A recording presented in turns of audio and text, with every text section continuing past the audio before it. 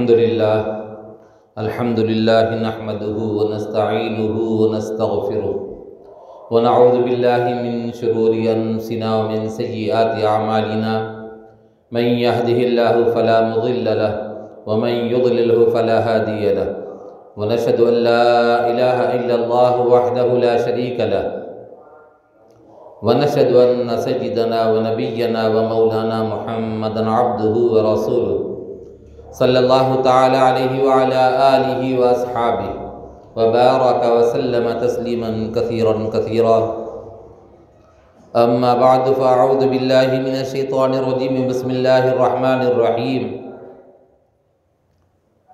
سبحان الذی اسرا بعبده لیلا من المسجد الحرام الى المسجد الاقصى الذي بارکنا حوله لنریہ من آیاتنا صدق اللہ العظیم۔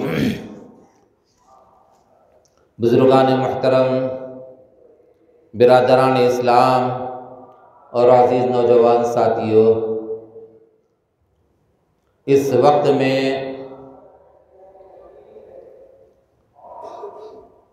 چند باتیں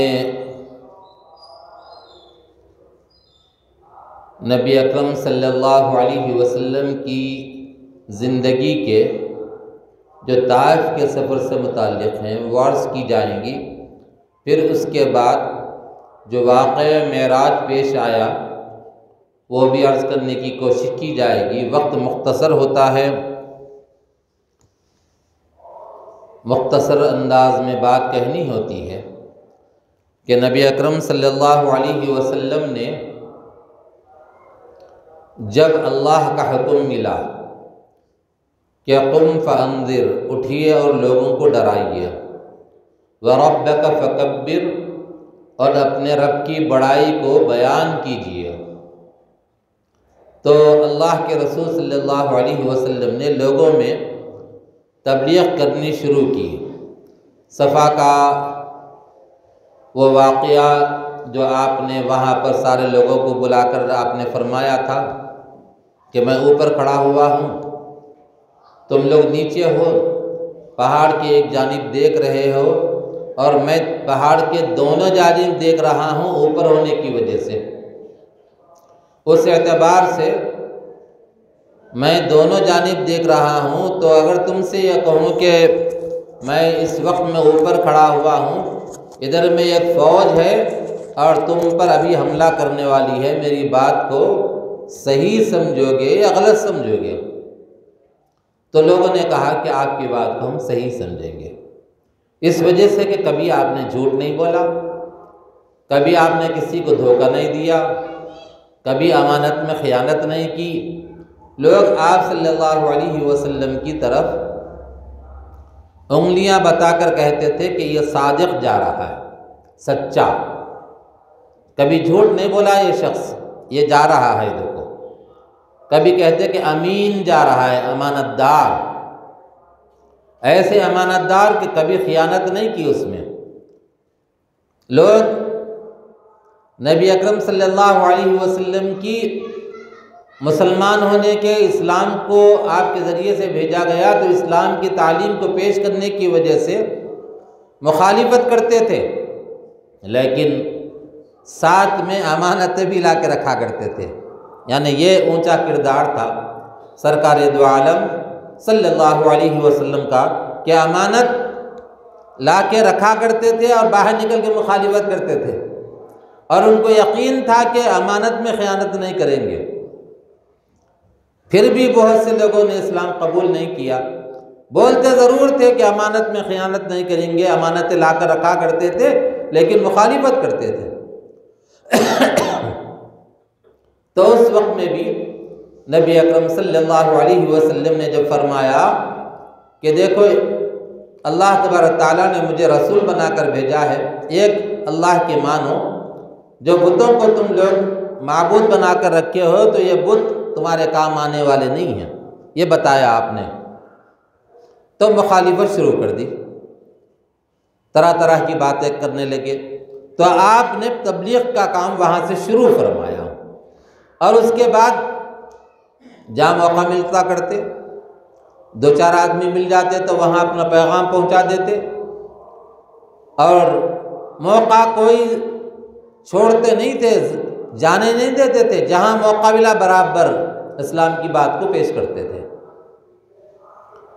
تو موقع محل کے حساب سے تو نبی اکرم صلی اللہ علیہ وسلم عام طور پہ لوگ جہاں پر اکٹھا ہوتے ہیں، کبھی بازار لگتا ہے تو بازار کے اندر لوگ جمع ہو گئے، وہاں چلے گئے، شادی کا موقع ہے لوگ جمع ہو گئے، وہاں چلے گئے، عید کا موقع ہے لوگ جمع ہوتے ہیں، وہاں جاتے تھے، جا کر ان کے سامنے اسلام کی بات کو پیش کرتے تھے، اور نبی اکرم صلی اللہ علیہ وسلم ان کو بتاتے تھے کہ ایک اللہ کی مانو، اس کی عبادت کرو، تم اپنے آپ کو بتوں کے حوالے کر رکھے ہو، یہ غلط ہے، بت نہ اپنے جگہ سے ہٹ سکتا ہے، نہ وہ کچھ کر سکتا ہے، لوگ اس کے پاس میوہ لا کر رکھتے ہیں تو چوہے اٹھا کر لے جاتے ہیں تو بھی وہ ہٹا نہیں سکتا، بچا نہیں سکتا، اس کو چوہوں کو نہیں بھگا سکتا، ایسے کو کیسے بت تم معبود مانتے ہو، یہ سمجھاتے تھے۔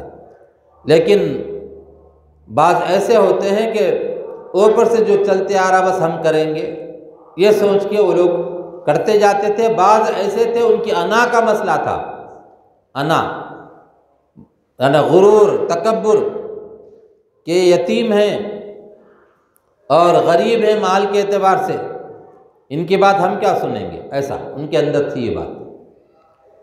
لیکن یہ نہیں جانتے تھے کہ خاندان اونچا تھا آپ کا، اور نبی اکرم صلی اللہ علیہ وسلم کے خاندان میں کہیں پر بھی اخلاقی اعتبار سے جھول نہیں تھا۔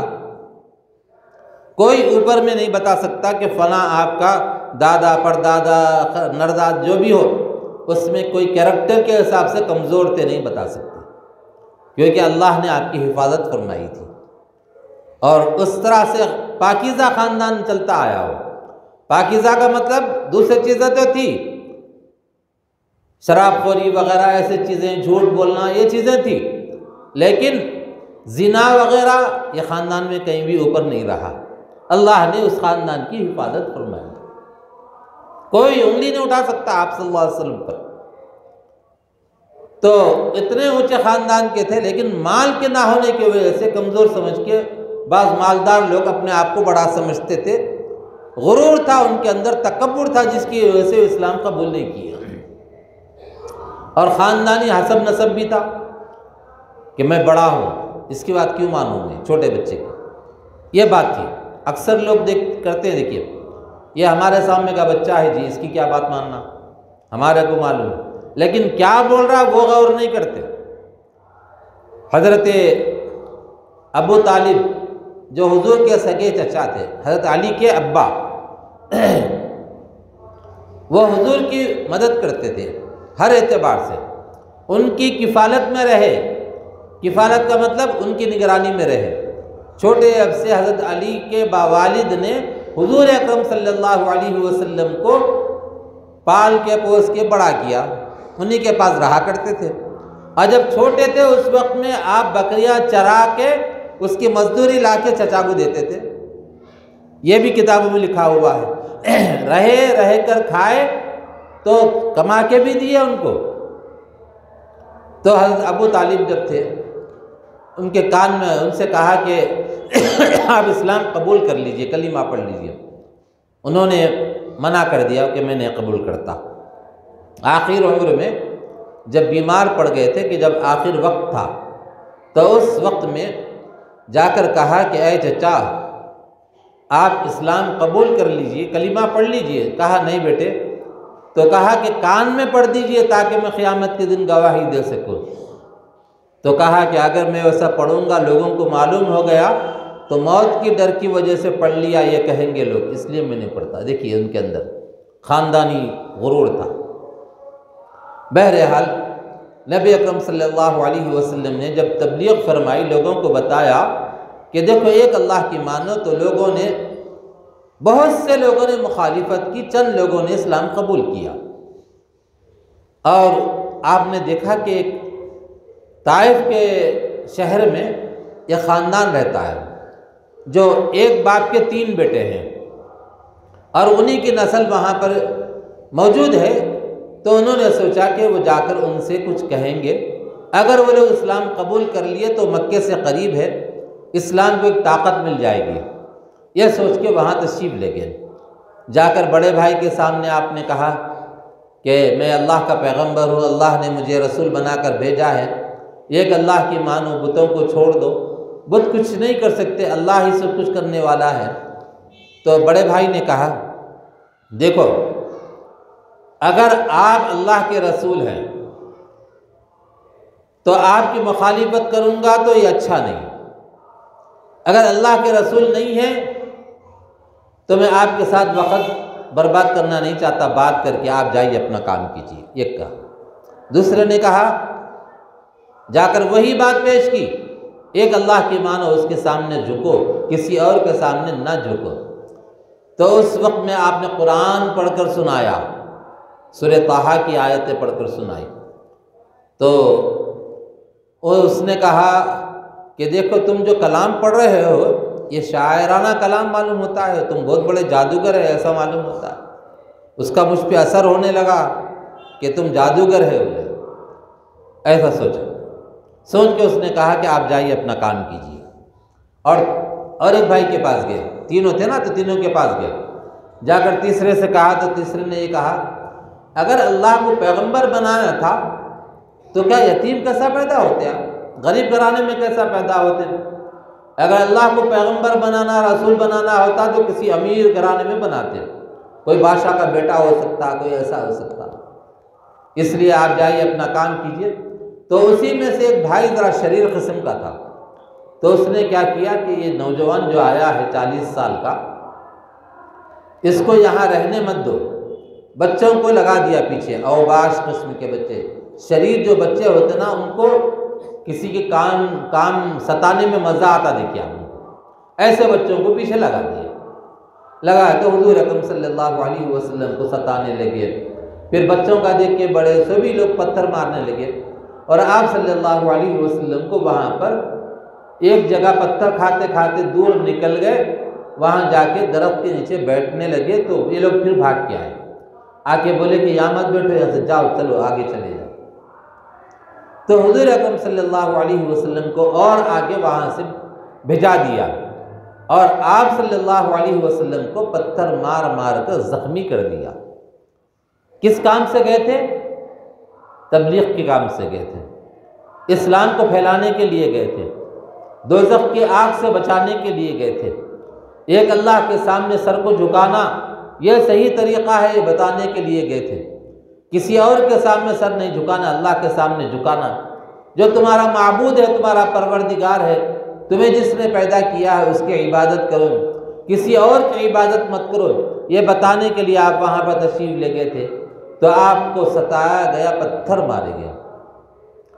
سلام اس پر کہ جس نے زخم کھا کر پھول برسائے، سلام اس پر کہ جس نے گالیاں سن کر دعائیں دی۔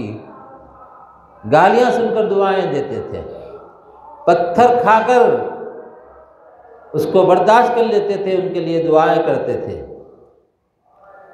تو نبی اکرم صلی اللہ علیہ وسلم وہاں سے اور آگے جانے کے بعد عتبہ کا ایک باغ تھا، وہاں پر ہرا بھرا طائف کا میدان، طائف شہر ہرا بھرا ہے، ہریالی، درخت، ترکاری، کھیت وغیرہ ساری چیزیں وہاں پر ہوتی ہیں۔ اللہ نے موقع دیا کئی مرتبہ وہاں جانے کا۔ تو طائف کے میدان میں جب آگے بڑھے تو عتبہ کا باغ تھا، تو اس باغ میں بیٹھ گئے۔ دور سے دیکھ کے پہچان لیا، وہ اسلام نہیں لایا تھا وہ، لیکن پہچان کے یہ سوچا کہ ہمارے خاندان کے ہی ہیں، مکے کے ہیں۔ تو اس وقت میں انگور کے خوشے تھے، اس کے پاس انگور تھے، توڑ کے بھیجایا، غلام کے ذریعے سے بھیجایا کہ جا کے دے کے آؤ۔ ان کے ساتھ میں ان کا غلام بھی تھا، حضرت میسرہ تھے، جاؤ جا کے دے کر آؤ۔ تو وہ غلام گیا عتبہ کا، جا کر وہاں پر وہ انگور کے خوشے پیش کیا، اور پیش کرنے کے بعد حضور اکرم صلی اللہ علیہ وسلم کو زخم اتنے آ گئے تھے کہ خون بہنے لگا، بہتے بہتے آپ کے نعلین میں، جوتوں میں آ گیا، اور جوتوں میں آ کے جوتے خون کی وجہ سے پیر میں چپک گئے تھے تو طاقت سے نکالا تھا آپ نے، اتنے آپ کو زخم تھے، اس کے باوجود آپ کا یہ حال تھا کہ مسکرا کے ملتے تھے۔ وہ غلام آیا اور آ کر وہاں پیش کیا تو وہ کھانے سے پہلے اس سے باتیں کرنے لگے، تم کون ہو، کیا نام ہے، کہاں رہتے ہو؟ تو اس وقت میں اس نے کہا کہ میں نینوا کا رہنے والا ہوں۔ نینوا حضرت یوسف علیہ السلام کا گاؤں تھا، وہ وطن تھا۔ تو حضور اکرم صلی اللہ علیہ وسلم نے پوچھا نینوا، وہ یونس بن متا والا نینوا؟ کہا کہ یونس بن متا جو ہیں پیغمبر ہیں، ان کا گاؤں، ان کا شہر۔ کہاں وہی، آپ کیسے جانتے ہیں ان کو؟ تو کہا کہ وہ میرے دینی بھائی ہیں، اللہ نے ان کو نبی بنا کر بھیجا۔ یہ کہنا تھا، ایک دم سے وہ غلام اٹھا اور حضور اکرم صلی اللہ علیہ وسلم کی پیشانی کو بوسہ دیا، اور عتبہ وہاں سے دیکھ رہا ہے ساری چیزیں۔ تو وہاں سے آواز لگایا، اے غلام، میں نے تجھے اس لیے بھیجا تھا کہ جا کے وہاں بات کرے اور ان کو پیشانی کو بوسہ دے۔ پہلے ہی وہ دشمن تھا، ان کی بات کو نہیں مانتا تھا، لیکن اندر سے دینی حمیت، یعنی اس کی خاندانی حمیت ابھری تھی، خاندانی تھا نا، وہ رشتہ دار تھا، تو اس نے دیکھ کر بھیجایا تھا وہ۔ تو جب اس نے پکارا تو وہ وہاں سے چلا گیا۔ اسی اثنا میں ایک واقعہ اور ایک پیش آیا۔ حضرت جبرائیل علیہ السلام نے جب دیکھا کہ یہاں پر آپ صلی اللہ علیہ وسلم پر پتھر برسا رہے ہیں، آپ کو پتھر مار رہے ہیں، جسم لہو لہان ہو گیا، تو اللہ کے دربار میں جا کر کہا کہ یا اللہ، آپ کے محبوب کے ساتھ، حبیب کے ساتھ کیسا معاملہ ہو رہا ہے، کچھ آپ مدد فرمائیے تاکہ وہ لوگوں کے نصیحت ہو جائے۔ تو کہا تم جا کے ان سے پوچھو، ان سے بات کرو، میرے سے کیا کہہ رہے ہو؟ تو حضور اکرم صلی اللہ علیہ وسلم کے پاس گئے، جا کر ان سے بات کی، اور بات کرنے کے بعد حضرت جبرائیل نے کہا کہ اے اللہ کے پیغمبر یا محمد، یہ لوگ چھوٹی بستی ہے ان کی، ہے چھوٹا سا گاؤں ہے یہ، انہوں نے آپ کو ستایا، پریشان کیا، اتنا پریشان کیا کہ آپ کے جسم سے خون بہنے لگا اور آپ کو زخمی کر دیا پورے اعتبار سے۔ اب انہوں نے بہت ستایا، آپ حکم دے دیجئے مجھے، دو پہاڑوں کے بیچ میں یہ بستی ہے، اس بستی کو چکی میں دانہ جیسا پیسا جاتا ہے ویسا میں پیس کے ہلاک کر دوں گا۔ تو حضرت جبرائیل کو اللہ کے رسول نے کیا فرمایا کہ جبرائیل، نہ، اس کی اجازت نہیں ہے۔ تو کہا کہ انہوں نے ستایا ہے۔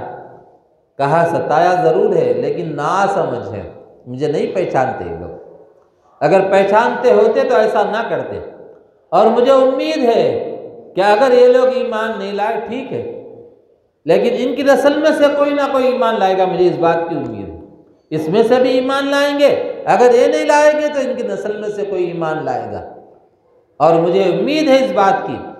پھر فرمایا کہ میں اس دھرتی پر رحمت بنا کر بھیجا گیا ہوں، زحمت بنا کر نہیں بھیجا گیا۔ وَمَا أَرْسَلْنَاكَ إِلَّا رَحْمَةً لِلْعَالَمِينَ، ہم نے نبی اکرم صلی اللہ علیہ وسلم کو عالمین کے لیے رحمت بنا کر بھیجا ہے۔ آپ کا وجود باعث رحمت ہے، آپ کا دنیا میں آنا باعث رحمت ہے، آپ کا یہاں پر آ کر زندگی گزارنا باعث رحمت ہے، آپ پر ایمان لانا ہمارے لیے باعث رحمت ہے۔ اللہ کے رسول نے فرمایا کہ میں ان کے لیے زحمت بنا کر نہیں بھیجا گیا، رحمت بنا کر بھیجا گیا ہوں، یہ فرمایا۔ پھر وہاں سے نکلنے کے بعد پھر مکہ المکرمہ میں پہنچے، اور مکے کے باہر کھڑے ہوئے ہیں۔ لوگوں نے کہا اندر آنے کی اجازت نہیں، اندر نہیں آنا، اندر نہیں آنا۔ آپ غور فرمائیے، جو بچہ جہاں پیدا ہوا، پیدا ہونے کے بعد بڑا ہوا، کھیلا کودا، جوان ہوا، پھر وہیں پر رہنے لگا، رشتہ دار ہے، قرابت دار ہے، سگے ہیں سب ان کے، اور عزیز و اقارب ہیں، لیکن کہہ رہے کہ شہر میں نہیں آنا، مکے میں آنے سے منع کر دیا۔ کھڑے ہوئے ہیں، ضمانت کوئی لے لے، کیا دل پر بیتی ہوگی کہ اپنے گاؤں کو آنے نہیں دے رہے۔ وطن پرایا بن گیا، رشتہ دار پرائے بن گئے، اعزاء اقارب دشمن بن گئے، صرف اس وجہ سے کہ ایک اللہ کی مانو، کسی اور کی نہ مانو، ایک کے سامنے اپنے جبی کو ٹیکو، اسی کے سامنے سجدہ کرو، بتوں کے سامنے سجدہ مت کرو۔ ہر چیز سے کرنے والا وہ ہے، کوئی اور چیز نہیں ہے جو کرنے والی ہو، اور ہر چیز کو پیدا کرنے والا خالق اللہ ہے۔ ہم جو سب مخلوق ہیں وہ مالک ہے، ہم مملوک ہیں۔ یہ بتایا آپ نے تو دشمن ہو گئے، اپنے بھی دشمن ہو گئے، آنے نہیں دیا۔ پھر بعد میں ایک انہی کے خاندان کے تھے، انہوں نے کہا کہ میں ضمانت دیتا ہوں، دیکھتا ہوں کون کیا کرتا ہے، آ جاؤ اندر، پھر بلا کر لے گئے۔ پھر اس کے بعد وہ آدمی ایسا مضبوط تھا کہ کسی نے بھی کچھ کرنے کی ہمت نہیں کی۔ آپ کے دل پر کیا گزرا ہوگا، لیکن تبلیغ کے کام کو نہیں چھوڑا، اور ایمان والا، اسلام والا جو کام کر رہے تھے، بتا رہے تھے، تو اس کام کو آپ نے نہیں چھوڑا، برابر کرتے رہے۔ پھر وہاں پر زخمی ہو کر گئے، زخم آلود ہے جسم پورا کا پورا، مار لگے ہوئے ہیں، خون رس رہا ہے۔ ایسی حالت میں سرکار دو عالم صلی اللہ علیہ وسلم وہاں پہنچے۔ پہنچنے کے بعد اللہ نے آپ کو ہر طرح سے آزما کے دیکھا، اور اللہ تبارک تعالیٰ کے جیسے بڑے رسول تھے، سب میں بڑے آزمائش بھی بڑی آپ نے لی اللہ نے، اور بڑی بڑی آزمائشوں میں ڈالا۔ زخمی ہو گئے، وہاں پہنچ گئے، تو اس کے بعد اللہ نے کیا کیا؟ کہا کہ اے محمد چلو آ جاؤ میرے دربار میں۔ اس کے بعد معراج کا واقعہ پیش آیا۔ حضرت ام ہانی کے مکان پہ آرام فرماتے، اور اوپر سے چھت پھٹا، حضرت جبرائیل آئے، ساتھ میں بہت سے فرشتے ہیں، سب کو لے کر آئے، نیند سے جگایا۔ جگانے کے بعد پھر وہاں سے لے کر آپ کعبے میں تشریف لے گئے۔ آپ سوچتے ہوں گے بہت میل کا فاصلہ، نہ، تھوڑا سا فاصلہ تھا۔ کعبے میں حتیم کے حصے میں چلے گئے، وہاں جانے کے بعد وہاں لیٹ گئے، پھر آپ کو وہاں سے اٹھایا گیا۔ اٹھانے کے بعد پھر وہاں سے بیت المقدس گئے، آپ کے لیے ایک سواری لائی گئی، براق نام تھا اس کا، اور براق کی سواری کیسی سواری تھی وہ کتابوں میں لکھا ہوا نہیں ہے۔ جہاں کہیں بھی آپ دیکھتے ہیں نا براق کی سواری کی جو تصویر، وہ سب خیالی پلاؤ ہے، وہ خیالی۔ وہ رات میں حضور کو بھی نہیں معلوم تھا کہ معراج ہونے والی ہے، تو حضرت جبرائیل آ کر لے کر گئے ان کو۔ کون بندہ تھا جو رات میں دوربین لگا کے دیکھا کہ یہ سواری کیسی ہے؟ کون دیکھا ہوگا؟ بولیے سواری کیسی تھی ان کی؟ وہ کوئی بھی نہیں دیکھا۔ حضور کو بھی بعد میں پتہ چلا یہ سواری میرے لیے لائی گئی، اور حضور نے بیان فرمایا، اس کا تذکرہ گئی۔ تو بہرحال نبی اکرم صلی اللہ علیہ وسلم وہاں سے بیت المقدس گئے۔ بیت المقدس میں پہنچنے کے بعد راستے کی لمبی تفصیل ہے، میں آپ کو وہ سب چھوڑ کے مین چیزیں بتا رہا ہوں۔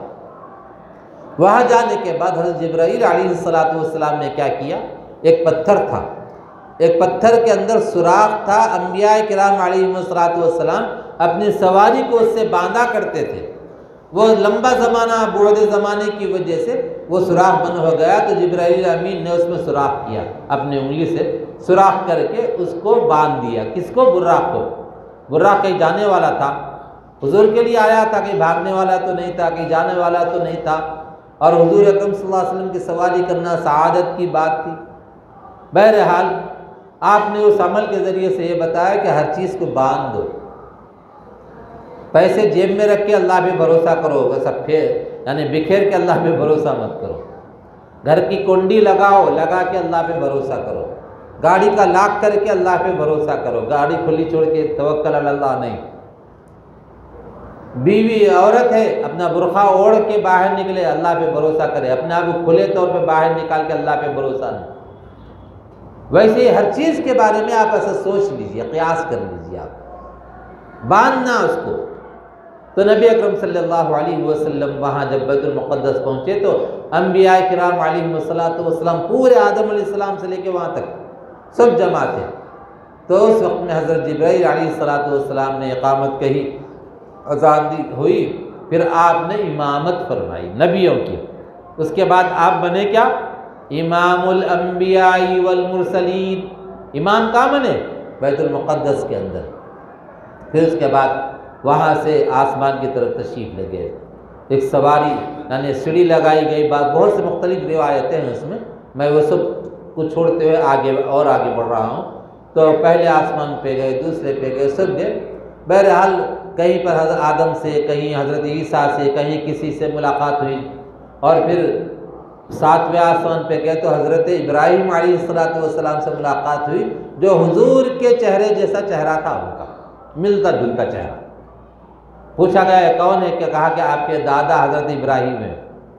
تو آپ نے ملاقات کی، وہاں پہ آپ ٹیکا لگائے بیٹھے ہوئے تھے۔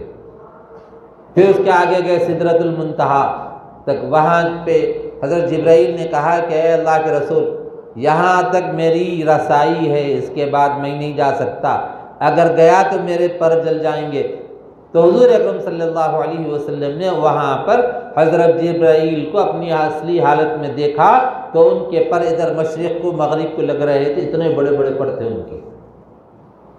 حضرت جبرائیل علیہ السلام وہاں سے کہنے لگے کہ آپ تشریف لے جائیے آگے، آسمان ہے، بالکل عرش پر پہنچ رہے ہیں، چٹیل میدان ہے، کچھ بھی نہیں دکھ رہا، نہ آگے کوئی ہے، نہ پیچھے کوئی ہے، نہ سامنے، نہ بائیں دائیں، کچھ بھی نہیں ہے۔ آپ کے دل میں قسم کی کیفیت پیدا ہو گئی۔ آپ اس کو کہہ سکتے ہیں کہ جیسے اکیلا رہا تو ایک اکیلا پن کا احساس جو ہوتا نا، وہ چیز پیدا ہو گئی۔ تو اس وقت میں ایک آواز آئی۔ کیا آواز آئی؟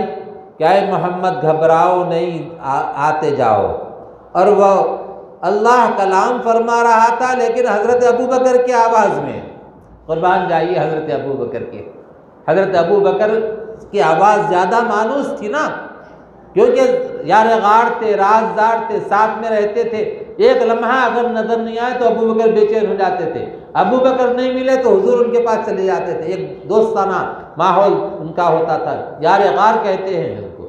اور ابوبکر نے بھی اپنا سب کچھ قربان کر دیا، اپنے خاندان کو قربان کر دیا، مال قربان کر دیا، کپڑے قربان کر دیے، یہاں تک کہ پورے کپڑے دے دیے۔ دینے کے بعد حضرت ابوبکر اس میں سے، یا رسول اللہ ایک کرتا میں لے کے پہن لوں کہ آج جمعہ کا دن ہے، پوچھ کے لیتے تھے اس میں سے اپنے کپڑے۔ ایک کرتا تھا ان کے پاس میں، وہ کرتا دھونے میں دیر ہو گئی اور سوکھنے میں دیر ہو گئی، دیر سے آئے تو پوچھا کہ اے ابوبکر کیوں دیر سے آئے؟ کہا کہ ایک ہی جوڑا ہے یا رسول اللہ صلی اللہ علیہ وسلم۔ تو کہا اور کہا یا رسول اللہ پورے تو میں آپ کے حوالے کر دیا، ایک جوڑا میرا ہے، سوکھنے میں دیر ہوئی اس وجہ سے دیر سے آیا۔ تو کہا حضور نے ابوبکر سے کہا کہ اے ابوبکر میرے کپڑوں میں سے نکال کے پہن لیتے۔ تو کہا کہ یا رسول اللہ جب قربان کر دیا آپ کے لیے تو میں کیسے استعمال کروں؟ آج کوئی چیز ہم دے کے مسجد میں دے کے کیسا حق جتاتے، مدرسے میں دے کے کیسا حق جتاتے، کسی یتیم کو دے کے بولتے فلاں ٹائم میں دیا تھا یاد ہے بولتے۔ لیکن ابوبکر کیا بول رہے کہ یا رسول اللہ آپ کو دینے کے بعد میں کیسے لوں؟ پوچھ کے کبھی لے لیتے تھے۔ تو آپ نے ایک جوڑے سے زندگی گزاری لیکن لینا پسند نہیں کیا۔ تو وہی ابوبکر کی آواز میں اللہ نے کلام فرمایا، کہا کہ ابوبکر آؤ گھبراؤ نہیں، چلے جا رہے ہیں۔ ایک سواری لائی گئی، رف اس کو الٹا کرو فر ہو جاتی، وہ تیز جانے والی، وہ سواری پہ بیٹھ کے تشریف لے گئے۔ اللہ کے دربار میں پہنچنے کے بعد آپ نے فرمایا التحیات للہ والصلوات والطیبات، تمام قولی عبادتیں زبان کے ذریعے سے جو عبادتیں ہوتی ہیں، تمام فعلی عبادتیں فعل کے ذریعے سے ہوتے ہیں، تمام مالی عبادتیں مال کے ذریعے سے، زکوٰۃ ہے جو بھی ہے مال کے ذریعے سے، خیرات یا اللہ سب آپ کے لیے ہے، سب التحیات للہ والصلوات والطیبات۔ السلام علیکہ ایھا النبی، کیا ہوا اس کا جواب؟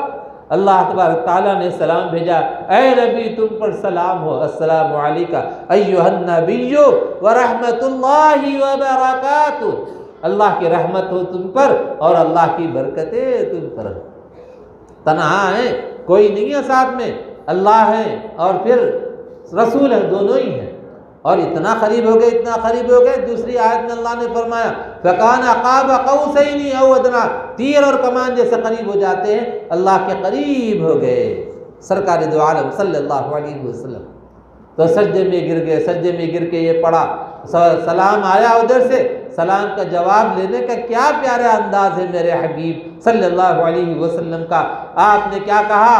اس وقت میں اپنے لیے لے سکتے تھے، اپنے خاندان کے لیے لے سکتے تھے سلام کا سلام، لیکن آپ نے کیا فرمایا؟ جب اللہ نے کہا السلام علیکہ ایھا النبی ورحمۃ اللہ وبرکاتہ، السلام علینا، ہم پر سلام ہو، ہم پر مطلب سب پر، وعلی عباد اللہ الصالحین، اللہ کے نیک بندے جو قیامت تک آنے والے ہیں ان پر بھی آپ کا سلام ہو۔ یہ میں اپنے لیے سب کے لیے لیتا ہوں۔ اللہ تبارک تعالیٰ کے دربار میں پہنچے رسول، لیکن امت کو نہیں بھولے۔ کیسی امت ہے، ذرا سا خوشی کا غمی کا موقع آیا تو رسول کو بھول جاتی ہے۔ عرش پہ گئے تو اپنی امت کو نہیں بھولے سرکار، لیکن یہ امت ایسی ہے کہ ذرا سا کوئی اپنی ذاتی خواہش کا مسئلہ آیا تو اپنے رسول کو بھول جاتی ہے۔ کتنے چیزیں ہیں جو کرتے جا رہے ہیں اللہ کو ناراض کرنے کے لیے۔ اگر کوئی کچھ بولا، کوئی مول صاحب، کوئی عالم صاحب، حافظ صاحب بولے ایسا نہ کرو بیٹے، تو زندگی میں خوشی ایک ہی مرتبہ آتی نہ مجھے۔ حضور صلی اللہ علیہ وسلم کی معراج جسمانی اعتبار سے ایک ہی مرتبہ ہوئی، ایک مرتبہ میں ہمارے کو نہیں بھولے، بولے کہ ہم پر سلام ہو، قیامت تک نیک بندوں پر سلام ہو۔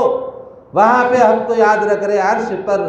اب اللہ تبارک تعالیٰ نے کیا کیا تھا؟ جب زخمی ہو گیا تھا آپ کا بدن تو اپنے پاس بلا کر ٹھارس بندھائی، ان کو تسلی دی، اے محمد آ جاؤ میرے دربار میں، تم نے میرے لیے بہت تکلیف جھیلی طائف کے میدان میں، آؤ میرے دربار عالی میں۔ وہاں بلایا، بلانے کے بعد پھر عرش پر کیا باتیں ہوئی آپس میں وہ نہیں بتایا، البتہ نماز کا تحفہ جو ملا تھا وہ بتایا۔